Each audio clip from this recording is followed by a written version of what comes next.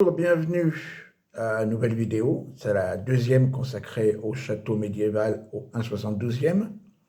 Donc moi je vous rappelle, je suis figuiste. Je fais des vidéos toutes simples, sans montage, sans incrustation, un petit peu comme si on était en direct, pour vous montrer les nombreuses figurines que je peins, figurines 28 mm, un 56e principalement, en fantastique et surtout en historique.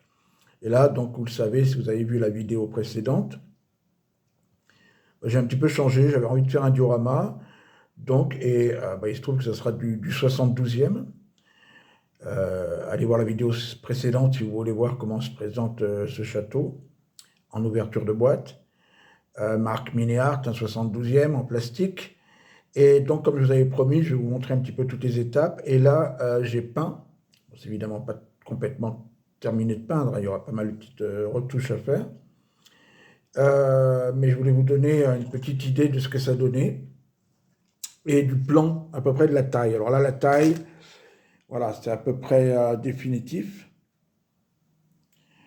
puisque j'ai placé un petit peu. Donc vous avez, j'avais pris deux châteaux. Hein. C'est pas un château, c'est deux. Donc là, j'ai agrandi l'entrée, du coup, j'ai pris les deux entrées. Et donc j'ai 10, 6, là on voit les 6, 8 grandes tours, puis là les deux petites au fond. Voilà, et puis donc les remparts, j'ai tout mis ce qui est en rempart, j'en ai plus d'autres. Donc je vous montre un petit peu le style de peinture que j'ai fait, on reviendra un petit peu dessus. Mais c'est une sous-couche et puis du contraste palette bonne. J'ai perdu le nom de la marque, de la speed paint. Et puis voilà, après j'ai mis un peu de lavis, un peu de peinture. Voilà, mais c'est pas terminé ça encore, mais à peu près. Voilà, puis il y aura les portes, il y aura de la couleur bois, etc. Donc vous voyez un petit peu, c'est la couleur que je voulais, quoi, un petit peu beige, mais plutôt dans les marrons un peu plus foncés que ce qu'on peut voir là-bas sur la boîte, en arrière-plan. Donc ça, oui, je vais faire comme ça c'est sûr, hein, les remparts, l'entrée. Après, derrière, c'est pas encore fixé. Il y aura bien les deux tours comme ça, là, au fond. Je ne sais pas encore exactement comment je vais terminer derrière. Il faut bien réfléchir. Et comme je vous avais dit, j'ai reçu donc l'église, parce que je voulais absolument mettre une église. Parce qu'évidemment, je ne peux pas faire un grand diorama, sinon j'aurais pu mettre peut-être l'église ou un petit village à côté. Mais là, je veux faire, comme on voyait dans certains châteaux, l'église à l'intérieur.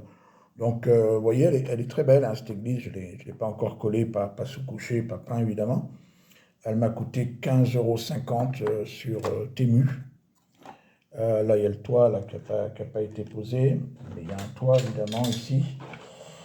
Voilà, donc c'est l'église que je vais essayer d'incruster.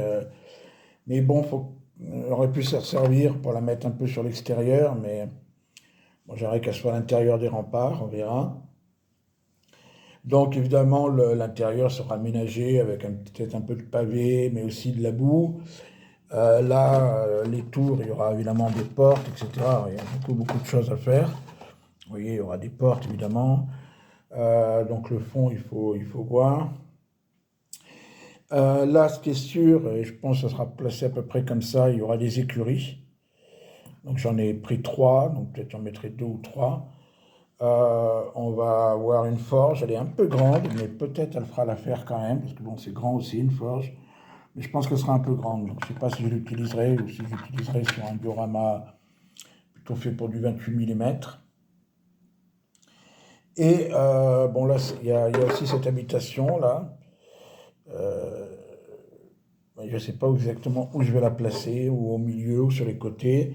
Puis j'ai d'autres bâtiments pour faire un peu la garnison des militaires, des soldats du fort. Hein. Donc il faudrait une garnison, puis il faudrait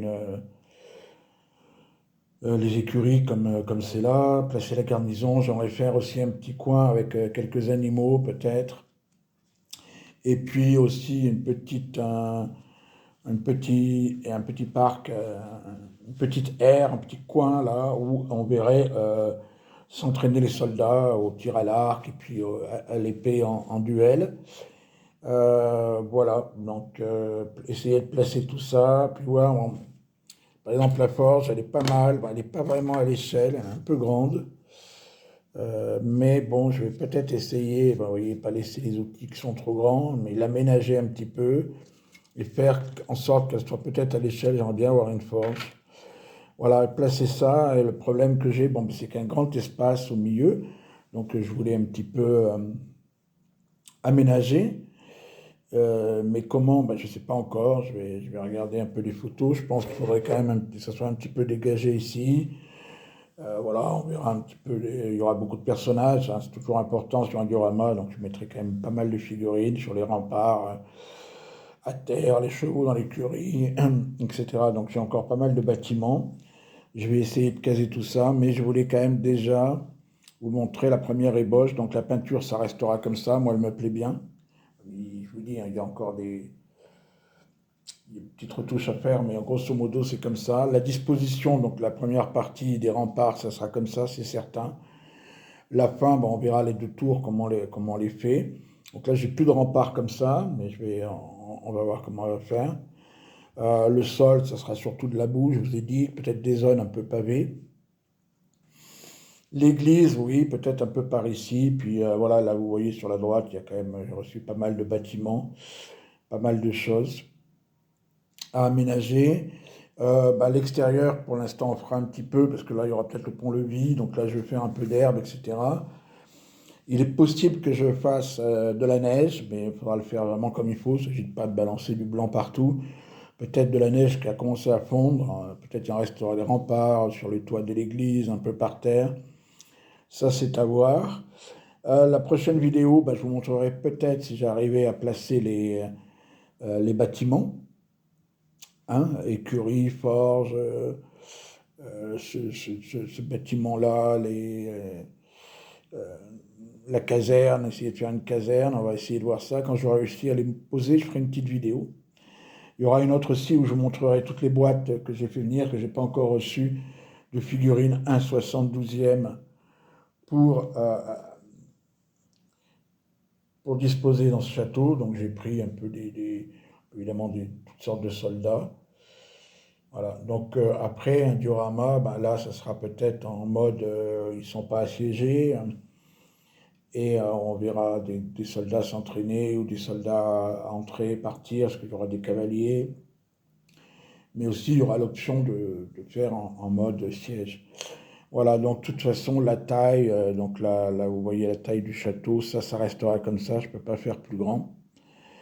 Et aussi, ben, vous voyez que je vais le coller sur du carton, faire plusieurs petits modules pour pouvoir les ranger plus facilement. Donc il y aura quand même un gros boulot sur la peinture des kits que j'ai achetés là sur Temu, et puis surtout l'église, quoi. Et puis voir en quelle couleur faire, ça ne sera pas la même couleur que le château. Donc c'est vrai que on ne se rend pas bien compte avec la couleur des remparts et des tours, mais il y aura du contraste avec la couleur du sol, avec les couleurs des autres bâtiments. Voilà, et puis ben, on va essayer de voir ça bien comme il faut.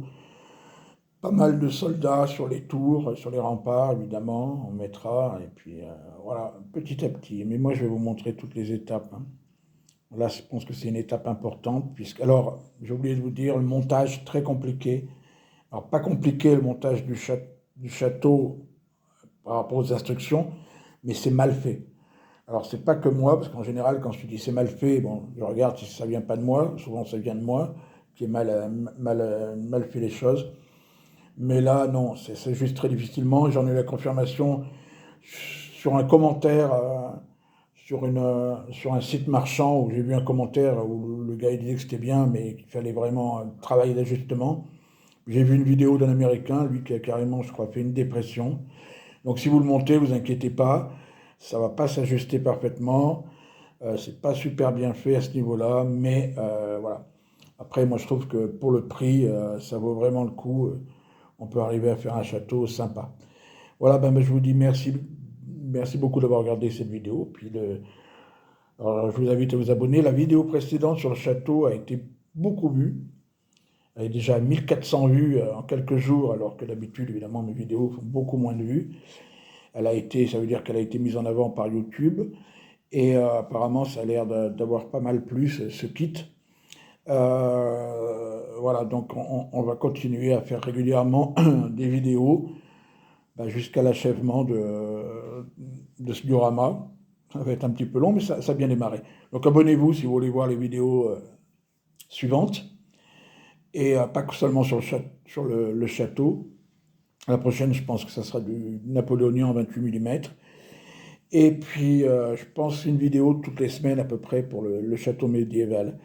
Voilà, je vous remercie beaucoup. Abonnez-vous, mettez un petit like si ça vous a plu, parce que moi, ça me fait plaisir, simplement.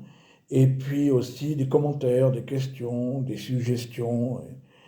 Et comme ça a été le cas pour la première vidéo, de partager votre expérience et vos projets. Voilà, merci beaucoup. Au revoir.